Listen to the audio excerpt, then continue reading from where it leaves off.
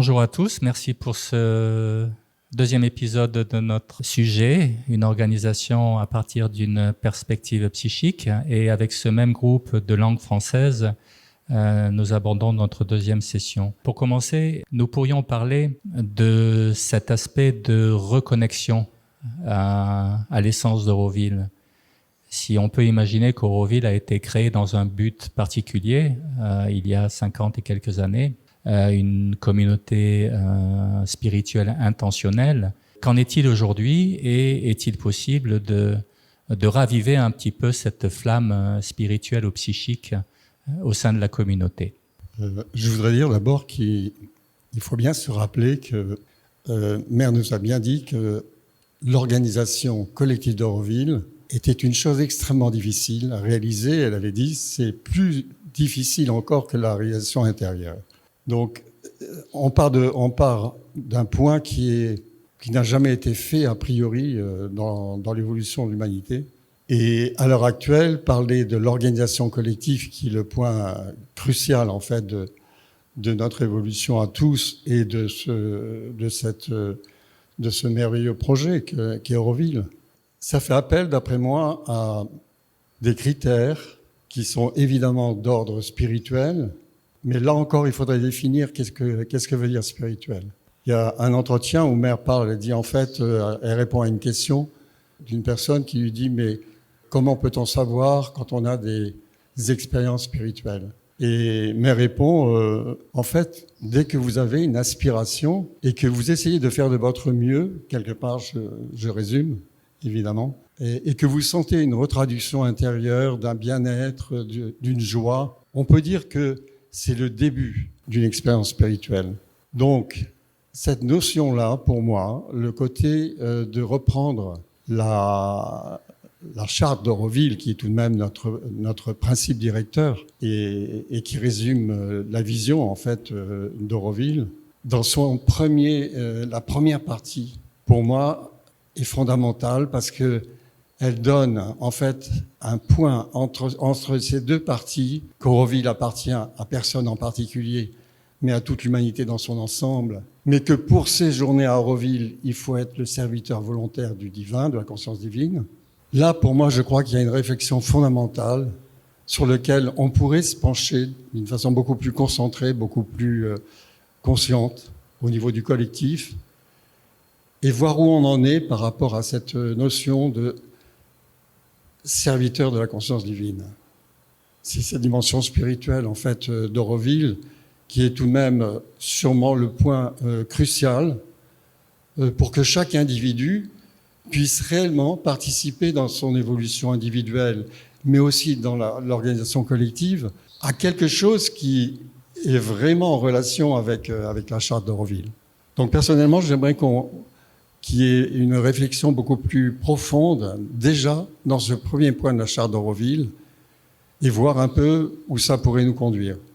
Pour ma part, je suis assez étonné de la méconnaissance de beaucoup d'Aurovilliens, à la fois de l'agenda de Mère et des œuvres essentielles de Sri Aurobindo. Donc, remettre ça au centre d'Auroville, d'une manière ou d'une autre, de je ne sais pas comment, me paraîtrait une bonne idée. Est-ce que tu peux élaborer, s'il te plaît? Quand tu dis qu'il faudrait remettre ça d'une façon ou d'une autre, est-ce que tu peux proposer? Qu'est-ce que tu as en tête? Comment est-ce que tu vois les choses pour remettre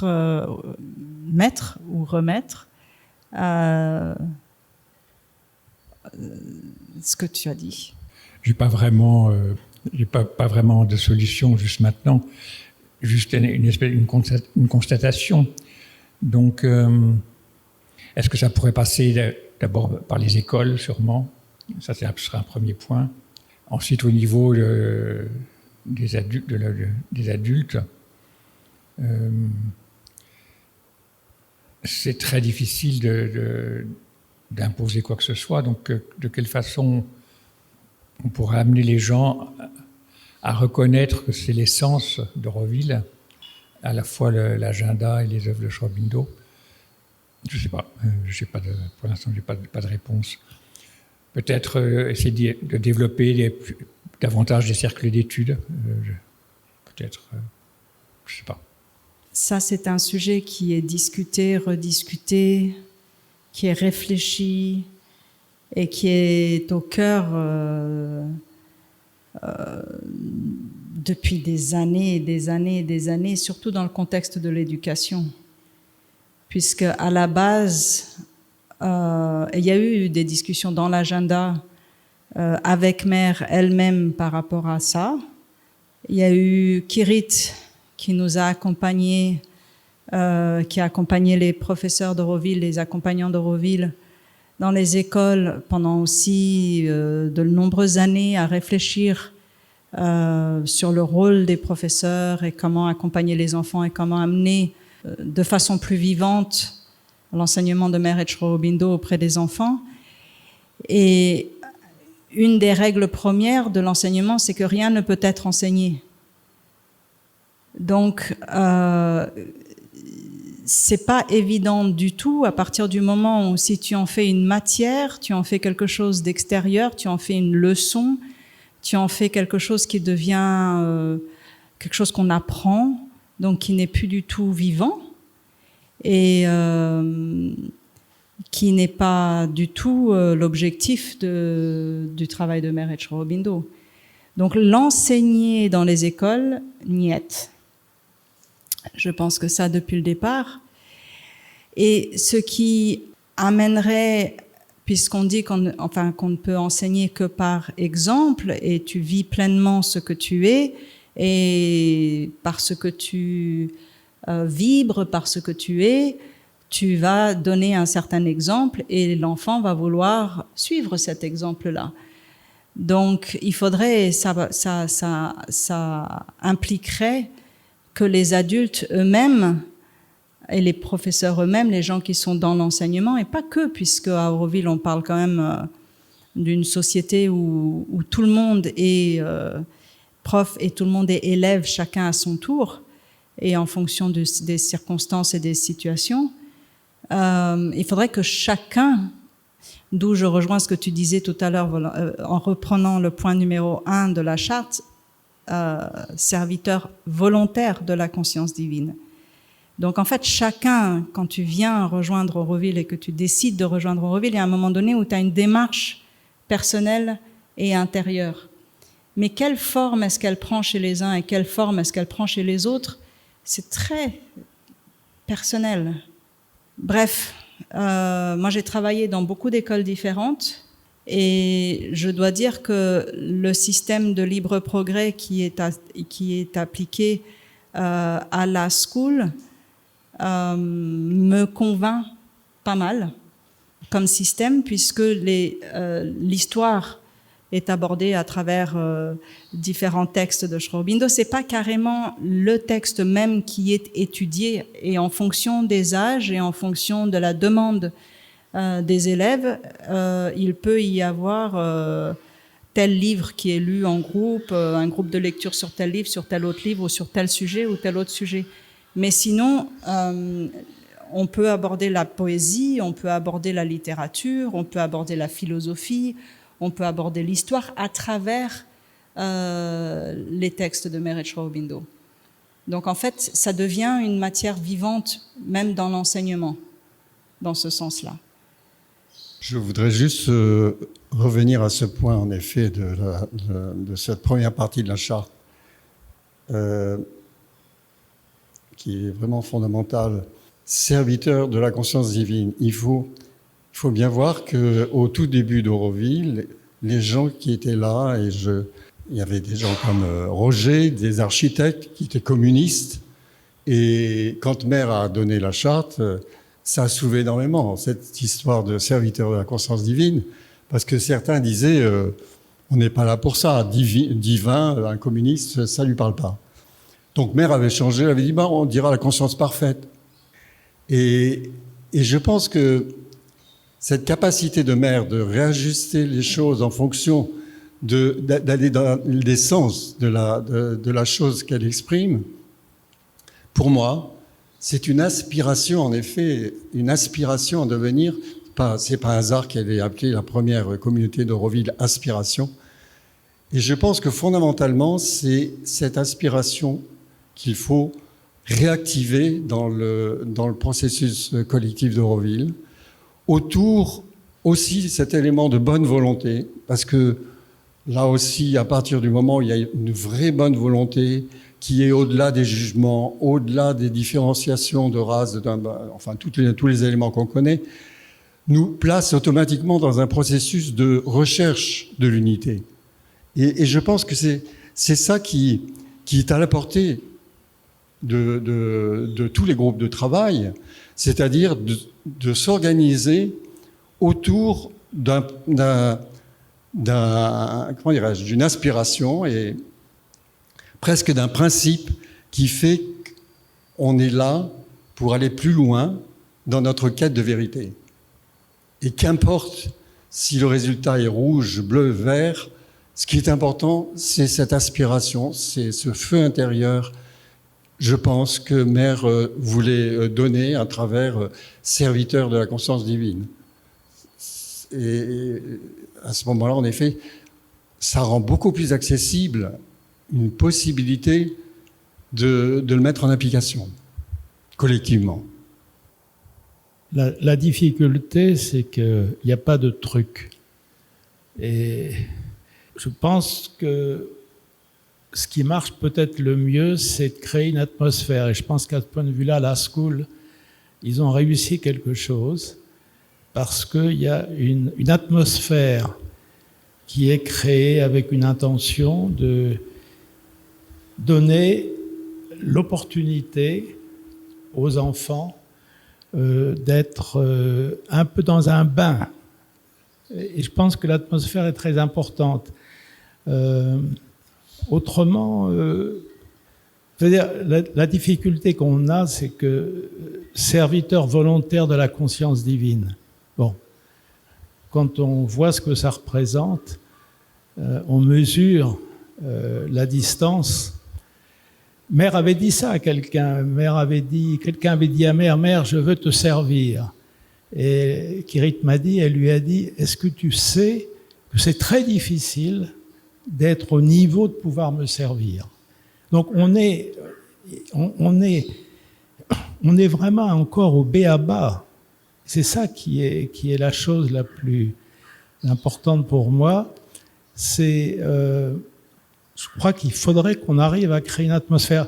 Et je pense qu'au niveau du collectif, ce qu'on parle d'organisation, c'est très significatif qu'à Auroville, on a fait des tas de bâtiments dans tous les sens.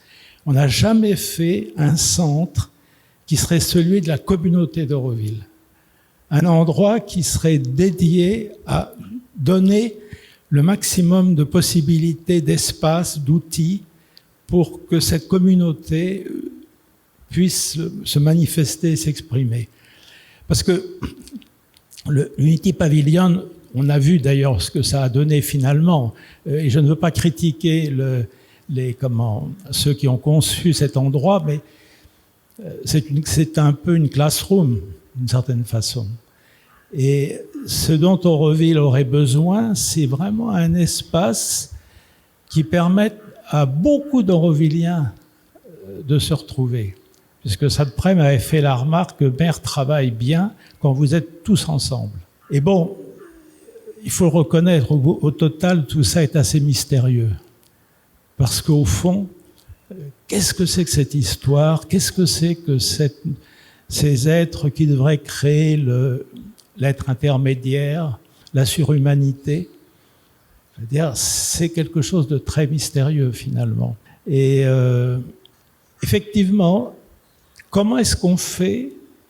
Au fond, c'est ça. C'est pas un truc, mais comment est-ce qu'on fait? Qu'est-ce qui peut aider à ce que ça devienne une préoccupation majeure, naturelle, chez beaucoup d'Aurovilliens? Ça, c'est la question. Pour moi, quand tu as mentionné Bhagwandas, la première partie de la charte, le premier mouvement était vers l'intérieur et la vacuité. Et ça m'a rappelé quand j'étais membre du Council il y a quelques années et qu'à un moment donné, j'observais toute cette machine de gouvernance qu'on avait mise en place et qui avait une force particulière, même au-delà des individus et de leur intention individuelle. Et à un moment donné, ce qui me venait vraiment très clairement, c'était est-ce qu'on peut tout arrêter ? Est-ce qu'on peut arrêter un système que l'on a mis en place et laisser la place à la vacuité ?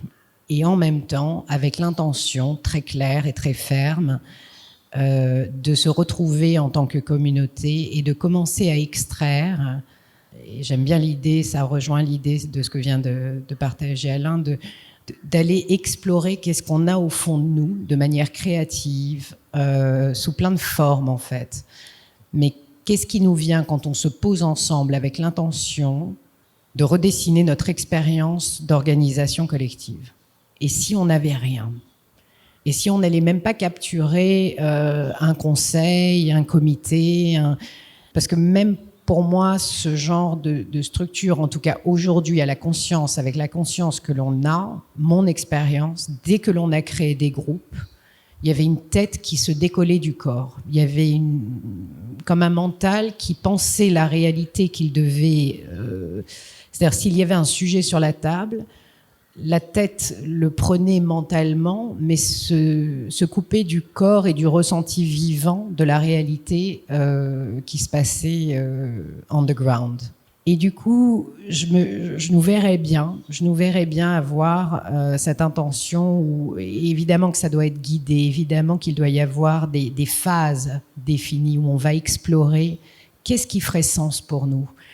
Comment est-ce qu'on pourrait poser aussi le fait d'avoir une colonne vertébrale ? Et on voit qu'aujourd'hui, en tout cas à Auroville, dans la réalité présente, en tout cas selon moi, il nous manque une colonne vertébrale de ce qui est essentiel, de ce sur quoi on se mettrait d'accord sur, par exemple, le fait de ne pas aller vers des violences ou des impacts négatifs les uns contre les autres, que ce soit à un niveau psychologique, à un niveau physique, que ce soit à différents niveaux. Donc je verrais déjà le fait de poser et le fait de faire une pause, le fait d'avoir une intention ensemble. Et ça, je trouve ça déjà, rien que ça me toucherait profondément. De se dire, on est là pour une expérience. Est-ce qu'on peut s'amuser à créer quelque chose de nouveau ? Et de là, avec des phases prédéfinies, de voir comment est-ce qu'on extrait l'essentiel afin de pouvoir voir par quoi on commencerait, pour pouvoir, comment est-ce qu'on s'organiserait si on était tous individuellement et collectivement libres, joyeux de co-créer ? Qu'est-ce qui ferait sens ? Qu'est-ce qui ferait sens aujourd'hui ? J'ai plein de choses en tête, donc c'est un peu difficile de la structurer ma pensée, mais voilà, je vais m'arrêter là pour l'instant. Puis-je te demander de nouveau de faire une proposition concrète ? Parce qu'on est une communauté très diverse.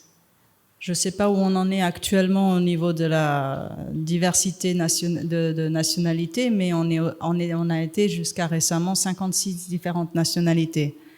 Avec toutes ces différentes nationalités viennent différents langages, viennent différentes traditions, différentes cultures, différentes façons de voir les choses, de s'aborder, de s'exprimer.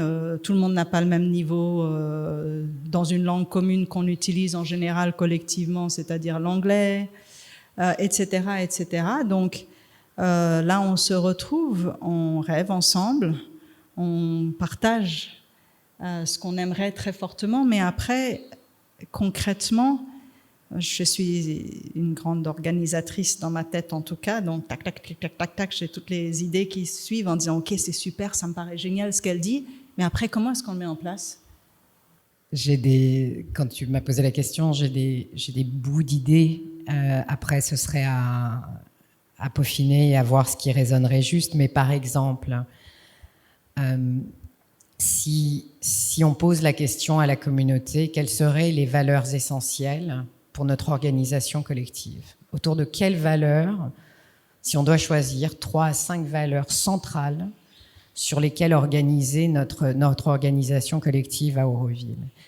Et qu'on pose par exemple cette question-là et qu'on place soit des questions en ligne auxquelles les gens peuvent répondre, ou bien avoir un espace où les gens peuvent venir dessiner, où les gens peuvent venir s'exprimer.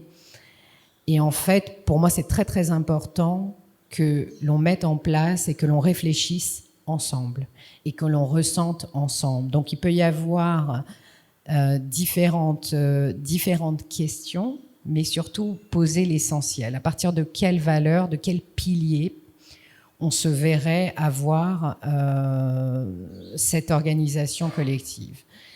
Et encore une fois, de manière à engager le mental, à engager l'intuition, à engager la créativité, l'imagination. Et une fois qu'on a ces valeurs, par exemple, poser la question comment elles se traduisent à différents niveaux, dans la structure, par exemple, ou bien dans le fonctionnement, dans les pratiques, dans les meetings.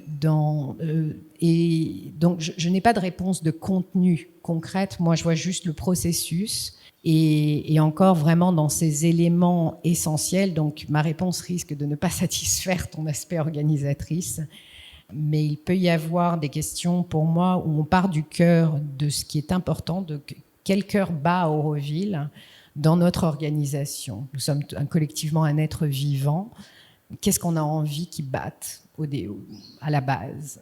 Et est-ce qu'on a envie de confiance ? Est-ce qu'on a envie de sincérité ? Est-ce qu'on ressent ? C'est même pas on a envie, mais comment est-ce qu'on peut servir et comment cette organisation, je peux servir cette organisation et cette organisation me sert dans notre développement individuel et collectif. Et partir de l'essentiel pour aller vers les strates où on définit de manière extrêmement concrète et extrêmement pratique certaines choses, la manière dont on va encore une fois se structurer, se rencontrer, prendre des décisions, mais tout ça, ça se dessine ensemble.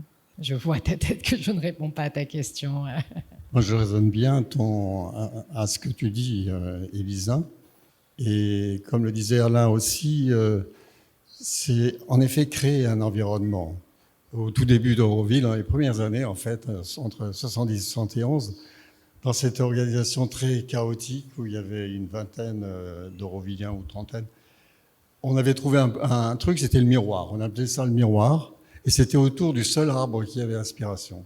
Donc, en fait, notre collectivité tournait autour de cet arbre, et chacun posait ses questions, allait consulter. C'était un point de rencontre, en fait. Donc, évidemment, ce qui manque, comme dans toute forme de... Toute société s'organise autour d'une constitution qui marche plus ou moins bien, tout au moins dans les sociétés démocratiques. Mais Auroville ne peut pas avoir de constitution, elle a une charte. Donc, et cette charte, on a un ADN qui a été donné par maire, mais on n'a pas encore justement ce squelette ou cet être collectif qui est suffisamment formé. Et je pense qu'on peut le former en mettant justement toute notre énergie vitale, notre aspiration, notre volonté à créer cette autre réalité collective qui est fabuleuse. Quand on arrive à toucher ces points, et je crois que tous on les a touchés à certains moments privilégiés, on est porté. C'est un être collectif qui naît. Ce n'est pas seulement nos petites individualités. On est autour de quelque chose et dès qu'il y a une aspiration commune, une écoute réelle, quelque chose qui est là, eh bien, c'est comme une intuition qui monte et avec des résultats concrets, matériels. Et je pense que l'entité collective, qui à l'heure actuelle est très disloquée, il faudrait une volonté retrouver l'ADN qui nous est donné à travers la charte, en effet, pour être un vrai Aurovillien, le rêve de maire, tous ces fondamentaux qui sont notre ADN. Et autour de ça, avoir cette espèce de besoin, alors à créer ce besoin, peut-être à travers en effet un lieu où il serait plus facile de mettre l'énergie et de créer une dynamique, mais quelque chose qui parte dans le collectif comme un besoin vivant à travers des questions. Comme tu le disais, Lisa, des questions sur comment vous voyez l'évolution d'Auroville, à travers quels éléments. En 1968, dans le fameux mai 68, il y avait un truc qui me plaisait beaucoup, c'est l'imagination au pouvoir. L'imagination, manque d'imagination à Auroville, quelque part. Il faut retrouver des choses qui sont très accessibles et s'autoriser mutuellement à débrider notre imagination, à pouvoir la mettre et la confronter à celle des autres. Donc en effet, trouver un processus, un lieu, un processus où cette étincelle peut faire repartir un peu l'esprit du départ, à travers une autre forme évidemment. Mais...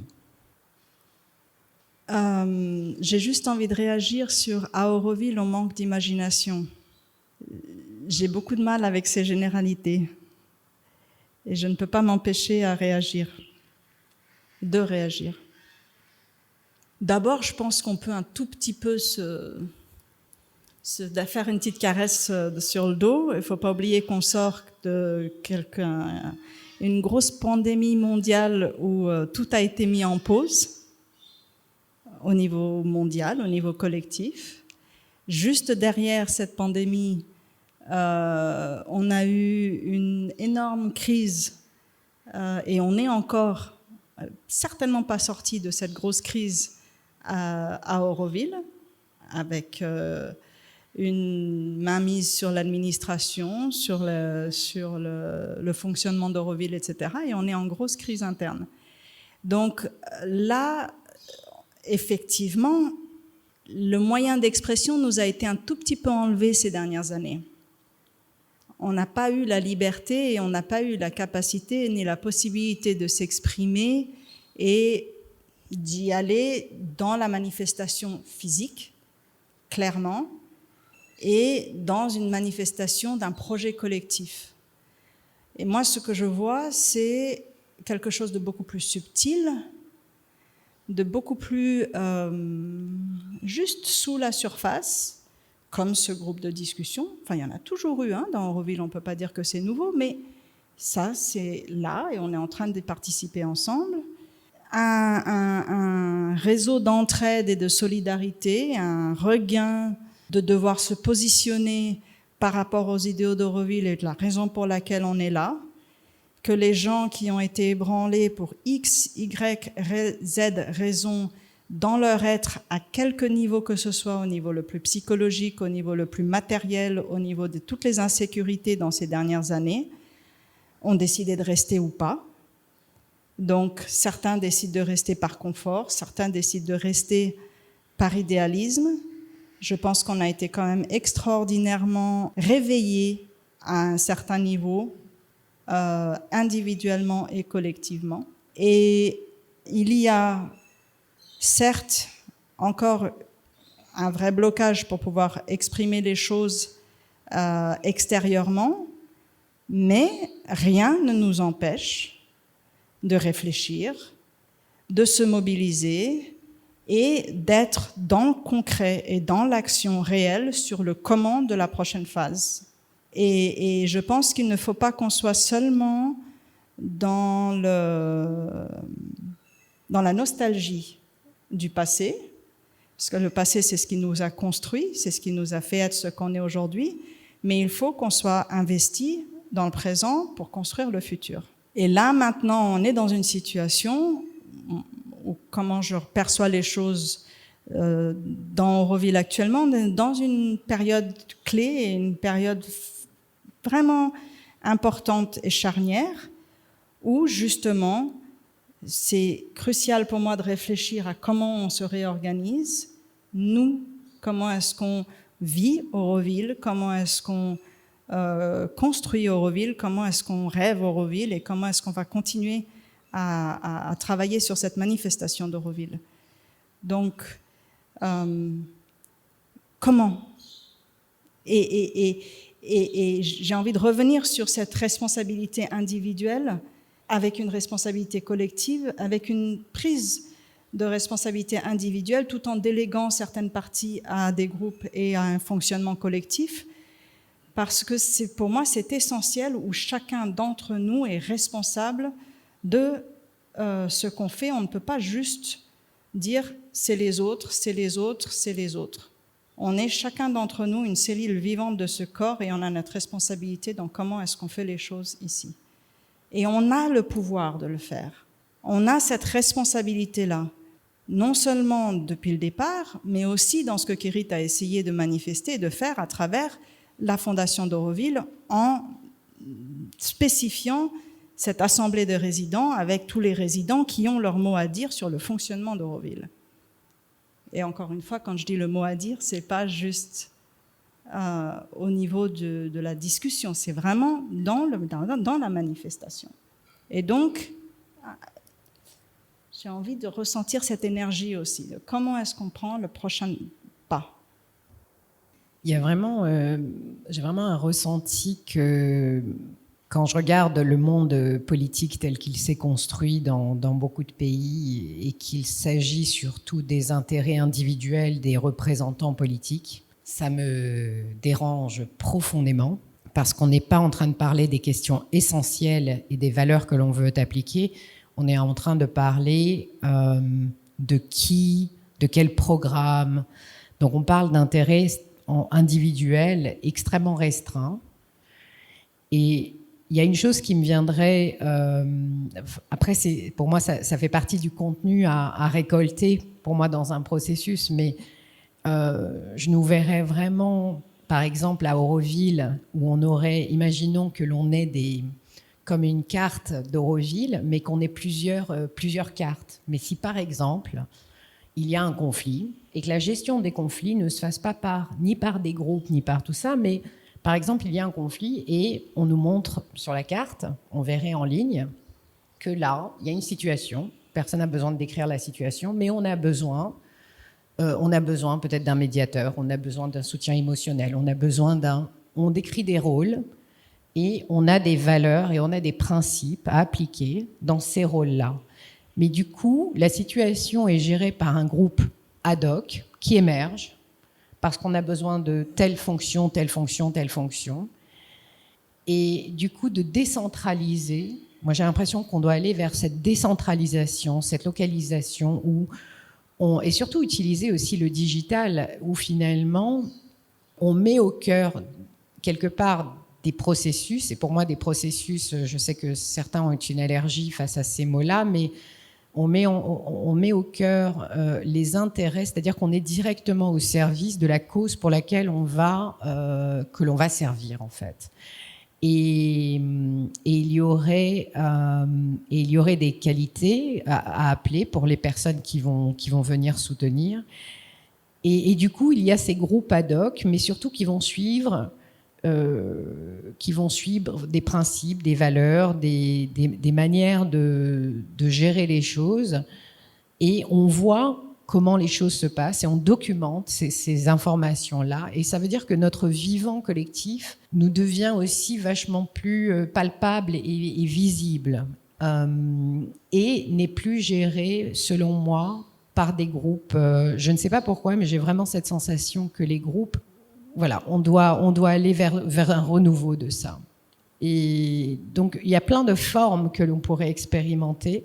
Mais encore une fois, pour moi, le fait de dire pause et on se laisse la liberté d'expérimenter avec des questions ouvertes, ce seraient les premières étapes. Je vais revenir à l'imagination pour ce que tu disais, Kripa. Mais avant, je voudrais faire un peu écho à ce qu'a dit Elisa. Il y a une chose, par exemple, qui m'est venue, qui me trotte dans la tête depuis longtemps, c'est créer à Auroville une banque du service, une banque du savoir aussi, une banque de connaissances. C'est-à-dire que chaque Aurovillien est en lui-même à une valeur incroyable et que l'économie d'Auroville, qui est basée sur l'argent, devrait être basée sur ce que chacun peut donner, en fait. Et c'est énorme, toutes les possibilités que chacun a, mais qui peut mettre au service. Donc, cette banque qui généralement gère à travers l'argent, et qui a un gros problème à Auroville, pourquoi on n'aurait pas une banque, justement, du service, où chaque Aurovillien dit « Ah ben moi, je peux offrir ce service parce que j'ai capacité de faire un massage, ou de faire de la peinture, ou de faire quoi que ce soit. » Et on aurait multiplié par 100, 1000, toutes ces capacités qui seraient à notre service, en fait. C'est-à-dire qu'on aurait un corps collectif qui, tout d'un coup, aurait des milliers de bras ou des possibilités. Donc, bon, ça, c'est une chose, mais c'est vrai que quand je parle de l'imagination, je suis d'accord avec toi, les Aurovilliens sont pleins d'imagination et pleins de belles choses, mais au niveau collectif, je trouve qu'on manque d'imagination. Et qu'on n'ose pas assez créer des conditions, créer des outils qui vont permettre en effet de changer notre relation et nos objectifs. Et alors bon, l'imagination, c'est vrai que c'est intuitif, elle vient de plans supérieurs, donc ça veut dire qu'en effet, il faut commencer par nous réunir autour de choses où on s'écoute vraiment, comme on est en train de faire maintenant, et comme d'autres groupes le font. Il se passe toujours quelque chose. Il faudrait dire aux gens, ben voilà, commençons par ça, commençons à nous écouter et mettre des sujets qui sont justement de cet ordre-là. Quelles sont les priorités qu'on aurait besoin à l'heure actuelle, où les gens pourraient aider? Donc, il y a des points concrets qui pourraient être intéressants à explorer, peut-être pas dans cette réunion, mais en tous les cas, le principe même de ça. Moi, je voudrais faire le parallèle entre un individuel et un collectif. Parce que pour moi, une organisation, en fait, c'est dès qu'il y a plus d'une personne. Dès qu'il y a une amitié, une relation de couple, un groupe de travail, une famille, il faut organiser. Et je pense que sur un plan individuel, l'état de conscience de l'individu détermine ses actes. C'est-à-dire que lorsqu'un individu, je vais prendre mon cas en particulier, lorsque je comprends quelque chose, je ne peux pas faire comme si je ne le comprenais pas. De sorte que ma compréhension de ce qui se passe, mon état de conscience détermine mes actes suivants. Et je pense qu'à Auroville, l'organisation est en train de se mettre en place petit à petit aussi, du fait que l'état de conscience des individus et du collectif est en train de changer. Et là, on revient en fait sur le thème de ces conversations, organisation à partir d'une perspective psychique. Je pense qu'on est d'une certaine manière en train d'assister à la naissance d'un psychique collectif, quelque part, et qui est constitué de la réunion de tous ces influences psychiques des individus, qui fait qu'il y a quelque chose qui est en train de se passer. On ne sait pas trop sous quelle forme il va se dévoiler, mais je suis assez optimiste, en tout cas, de ce côté-là. Je voudrais rappeler qu'à Auroville, au quotidien, on a une vie extraordinairement ordinaire aussi. C'est-à-dire que les enfants vont à l'école, il y a des horaires. Quand on va faire des courses, il y a quelqu'un qui est assis au comptoir derrière la caisse. Quand on va au Financial Service, il y a quelqu'un qui doit être assis derrière un bureau. Donc, dans l'organisation collective, il y a aussi toute une ville, toute une société qui doit fonctionner avec toute une certaine base qui est tenue.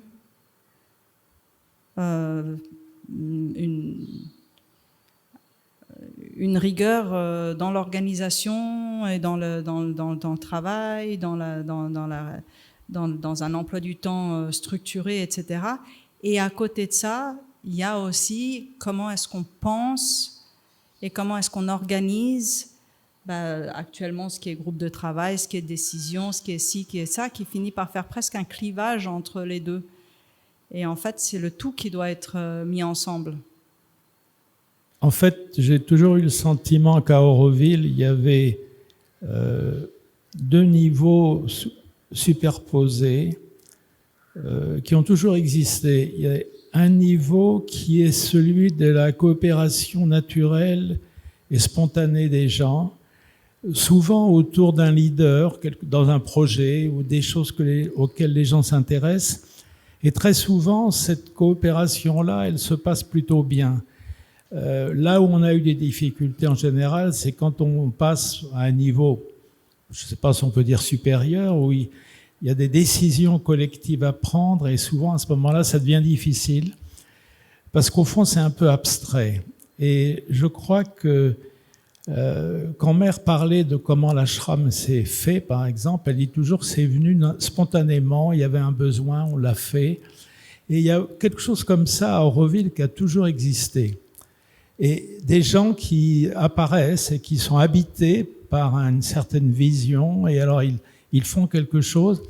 Et cette espèce de mouvement assez spontané et naturel qui, à mon avis, est un petit peu, assez un peu l'essence d'Auroville, telle que je l'ai connue, tu vois. C'est une espèce de, une manière un peu de circuler. Et une certaine, comme tu disais très justement, Kripa, le fait que les gens, beaucoup de gens ici sont responsables par eux-mêmes. C'est-à-dire qu'on leur donne pas des ordres, on leur dit pas qu'il faut être là à telle heure et tout, mais il y a une espèce de conscience, les professeurs vont être là et tout. Et c'est cette espèce de discipline, mais ou d'attention, ou de cette atmosphère. En fait, je reviens toujours à l'idée d'atmosphère. En fait, comment est-ce qu'on fait pour créer une atmosphère qui donne ce sentiment de participer, on se joint avec des gens, mais je suis toujours un petit peu inquiet quand on essaie d'organiser trop ces choses-là. Parce que précisément, c'est souvent là que les choses deviennent difficiles. Je me souviens, je ne sais pas si tu te rappelles, Bhagwandas, on a eu, à un moment donné dans Sayer, il y a eu un gros problème, c'est qu'il y avait eu quelqu'un qui avait porté plainte contre Kirit et moi, qui avons soi-disant essayé de collecter des tas de crores, un ministre de l'Éducation, un sous-ministre, qui avait porté une plainte. Et du coup, la personne qui était en charge du dossier de Sayer à Delhi m'a convoqué et il m'a dit « Je viens voir votre institut dans 3 jours parce que je veux comprendre ». Et Kirit m'a dit « Bon, c'est la chance de Sayer ou c'est sa perte parce que ce type-là est un type très honnête mais très indépendant et donc il faut absolument réussir ». Et il m'a dit, tu repars à Auroville et tu organises ça. Il m'avait même donné des trucs très précis qu'il fallait chercher le type à Madras et puis je l'arrête en mi-chemin pour prendre du coconut juice. Tous les Kirit, c'était assez marrant. Et ce qui s'est passé pour moi comme expérience personnelle, c'est que ces 2 ou 3 jours où il a fallu organiser tout ça un peu pour que il y a eu cette impression extraordinaire de synchronicité. Toutes les choses tombaient en place. Paf, paf, paf, paf, et tout. Je voulais voir quelqu'un, boum, il était là. Et c'est cette espèce de soulèvement. Et je me rappelle que finalement, après, à la fin de tout ça, j'étais un peu épuisé. Quand je suis arrivé avec ce type dans le meeting, il y avait un grand meeting avec tous les chercheurs d'Auroville. J'ai commencé à parler, et j'ai commencé à bafouiller, j'étais un peu perdu. Et ce type qui était là, d'un seul coup, il était assis sur une chaise alors que la plupart des gens étaient assis sur des coussins. Et il dit, bon, attendez, il s'est assis par terre et il a dit, bon, alors allons-y. Et j'ai senti cette espèce de soulagement collectif, on a su que ça allait très bien. Tu vois, et parce que pendant tout le voyage, j'avais montré à ce type, m'avait dit, il faut lui montrer les plans d'Auroville, il faut lui expliquer. Enfin bref. Et je me rappelle, c'était rigolo parce que moi j'étais un peu perdu, je savais plus trop quoi dire, et paf, ce type a fait ça, tu vois. Et il y a des moments comme ça, c'est des moments de grâce, et c'est cette espèce de ce sentiment qu'on devrait vivre souvent, savoir que ce qui est important, c'est d'attraper cette grâce, parce que finalement, Mère avait dit, je me rappelle, Frédéric avait fait toute une organisation, et à un moment donné, Mère a dit, bon, tant que je suis là, c'est peut-être pas utile. C'était assez marrant, tu vois. Et fait détailler, ils avaient meeting, puis Mère a dit, oui, tant que je suis là, c'est pas nécessaire. Voilà. Et c'est tout. Il faut qu'on se rappelle de ça. Il faut qu'on se rappelle de ça, que Auroville, Mère, c'est l'alpha et l'oméga, point final. Après, comment ça se traduit? Alors là, je sais pas, je dois dire que quand j'écoute tout ça, je dis oui, mais pourquoi pas atmosphère. Je crois en effet que tous ces moments privilégiés qu'on a vécus et qu'on va vivre font partie d'autres plans. Hein. Comme tu dis, la grâce de mer, c'est une chose qu'on expérimente constamment et depuis le début d'Euroville. Il y a une question, et je crois que c'est dans tes questions, c'est pour ceux qui ne sont pas venus vraiment par une démarche que l'on dit spirituelle et qui ne connaissent pas vraiment, qui ne sont pas vraiment intéressés par l'enseignement de Mère Aurobindo. Donc ça, c'est vrai que c'est une question difficile à répondre, parce qu'il faut bien penser une chose, c'est qu'au début d'Euroville, les gens qui venaient, ils n'avaient pas entendu parler de la majorité, 80%, de Mère Aurobindo. C'était je ne dirais pas des athées, mais en fait des gens qui n'étaient absolument pas dans la recherche et la compréhension à travers les écrits de Mère Aurobindo. Et pourtant, c'était les premiers Eurovilliens. Et ils se sont donnés avec tout leur cœur et leur réalité sans comprendre même ce qu'était la vision de Aurobindo. Ce qui est venu après, par la suite, au fur et à mesure, pour certains, mais pas pour tous. Donc, il faut relativiser vraiment toute cette approche que l'on dit spirituelle, parce qu'en fait, on ne sait pas trop ce que c'est. Par contre, ce qu'on sait, enfin, en tous les cas, dans mon expérience, c'est que quand on touche ce point en soi-même et qu'on a cette sincérité de vouloir vraiment faire de son mieux, avoir de la bonne volonté, essayer d'aller au-delà des jugements, eh ben la réponse est vraiment, vraiment présente. Et accélère le processus comme c'est pas possible. Donc, oui, on est en potentiel divin, mais dans la réalité, on a vraiment une humanité qui nous colle à la peau et qui, quelque part, en effet, n'a pas trop envie de se hasarder dans des éléments qui sont un peu limites et on ne sait pas trop, là, c'est un peu l'inconnu. Et c'est dans ce sens que je parlais d'imagination. L'imagination au service de l'inconnu. Mais un inconnu, on sait, qui nous porte. C'est l'inconnu, mais ce qu'elle nous a demandé de vivre, en fait. Mais, de par l'expérience, on sait que ça marche. Une autre chose encore, il ne faut pas oublier que Auroville est sur différents plans. Et que le plan dont on parle collectif, l'organisation collective, est un plan où justement il y a toutes ces résistances de notre incarnation humaine, en fait, et nos égos et tout le reste. Mais quelque part, au-delà de nous, seulement la volonté d'être là, l'inspiration d'être là, de tenir malgré toutes les difficultés et de faire ce qu'on a à faire. Mère disait tout de même que voilà, c'est pour éviter une troisième guerre mondiale qu'elle avait fait Auroville. Comment peut-on imaginer que ce petit Auroville, en effet, dans la vision de Mère, ait pu éviter une troisième guerre mondiale? Donc, et pourtant, j'en suis persuadé. Donc, quelque part, c'est vrai que ces partages entre nous pourraient nous redonner le sens de ce grand Auroville, de cet Auroville où les choses n'obéissent pas aux mêmes lois. Fred Kirit m'a dit ça un jour. Il m'a dit, bon, de toute façon, en tout cas, Auroville a évité une troisième guerre mondiale. A dit, ah bon? Il l'a dit. Donc, oui, c'est tout à fait mystérieux tout ça. D'ailleurs, non seulement ça, mais Mère a dit que 2 ans après, sur le fait qu'Auroville voulait éviter une guerre mondiale, il a dit, mais en fait, ça me paraissait une explication un peu superficielle. Excusez du peu, hein. Et il dit, en fait, c'est Aurobindo lui-même qui m'a dit qu'en fait, la raison pourquoi tu as créé Auroville, c'est parce que l'Inde consent toutes les difficultés humaines, et c'est dans l'Inde que ces problèmes vont être résolus, et c'est pour ça que tu as créé Auroville. Bon, alors, quand on regarde ça, on se dit, attendez, une seconde. Vous voulez dire, tous les problèmes du monde, c'est en Inde que ça se résout, et ça sera parce qu'il y aura Auroville. Bon, alors là, on est plus que dans le mystère, on est dans quelque chose.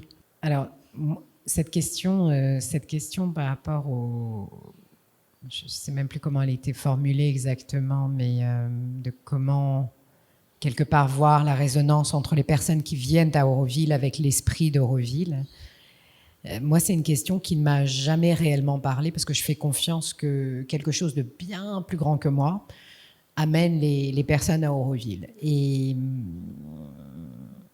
ça ne veut pas dire de ne rien faire. Je pense que quelque part, ce qu'on a aujourd'hui en tant que graine de potentiel, mais qui peut exister sous forme bien plus raffinée, mais le fait que des personnes, par exemple, s'engagent dans Auroville, les personnes qui arrivent à Auroville s'engagent et entrent dans le corps collectif et s'essayent dans ce corps collectif, et qu'après des retours de ce corps vivant viennent pour dire, voilà, cette personne, si, notamment en cas de problème, parce que moi, c'est ça qui me pose problème, c'est des personnes où, au moment de l'entrée à Auroville, on a des éléments d'information où il y a des vrais problèmes sérieux, tels que des formes de violence ou tels que des formes... Et finalement, il y a des personnes qui, finalement, rentrent à Auroville et on n'est pas complètement équipé dans une certaine dimension pour gérer ce genre de problème.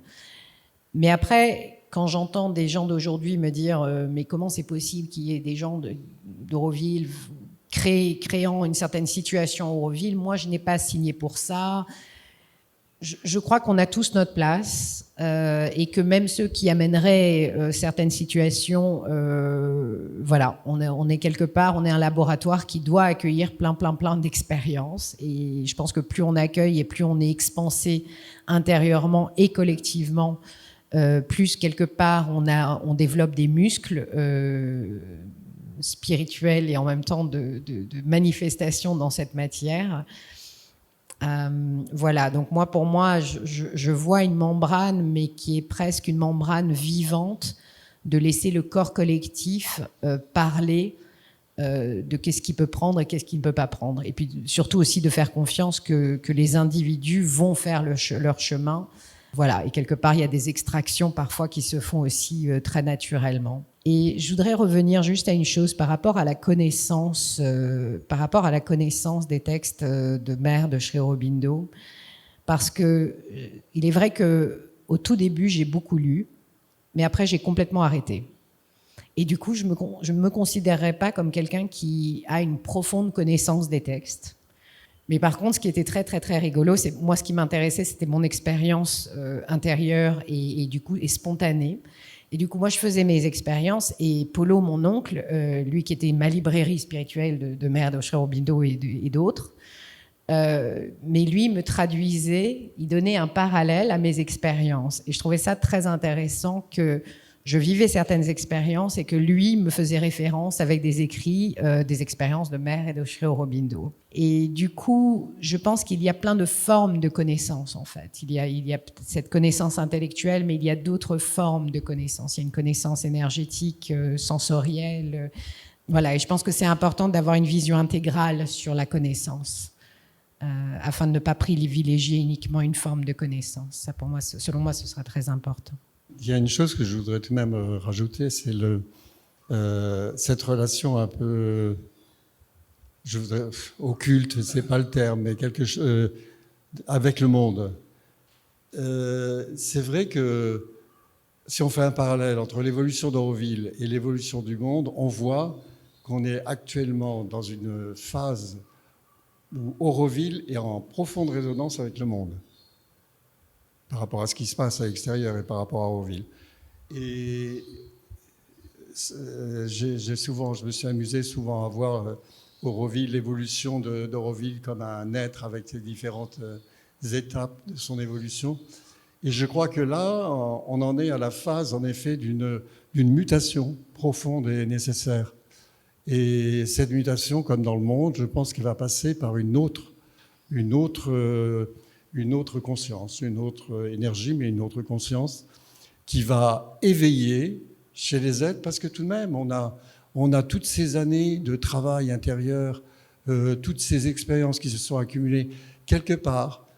Quand Mère Sri Aurobindo parle de la descente du supramental, de cette conscience divine, je pense que là, il faut vraiment aussi réfléchir avec, comment dirais-je, essayer d'enlever notre tête, mais d'être très réceptif à cet élément qui vient et qui a été annoncé depuis des décades et des décades tout de même. Donc là, il y a encore une fois un élément inconnu, un ingrédient presque, je veux dire, inconnu, mais en même temps qui va jouer un rôle fondamental, comme on le sait, hein, comme Chauminot nous l'ont dit, et qui va nous prendre, peut-être par surprise, sur des prises de conscience et des capacités, des possibilités qui ont été... On est un peu comme une gestation. Moi, je dirais une grande gestation. Au lieu d'être 9 mois, c'est 56 ans. Et que quelque part, en effet, à un moment, peut-être que quelque chose d'autre va naître. En tous les cas, on peut l'imaginer et dire que c'est possible. Parce que s'il y en avait une qui était dans l'émerveillement et dans l'imagination et la possibilité de voir, et la vision évidemment, c'est bien Mère, dans son rêve et dans ses possibilités de dire toujours en avant, loin en avant. Donc autorisons-nous aussi, nous en termes de collectif, à s'ouvrir à ça en fait. Bien, nous terminons sur cette note positive. Merci Bhagwandas et puis à très vite de se retrouver.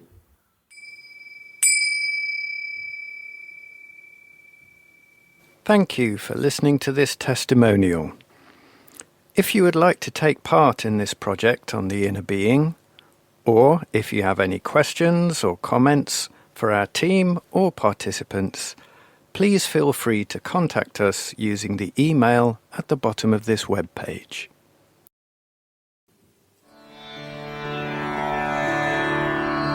This is Orville Radio, Voices from the City of Dawn.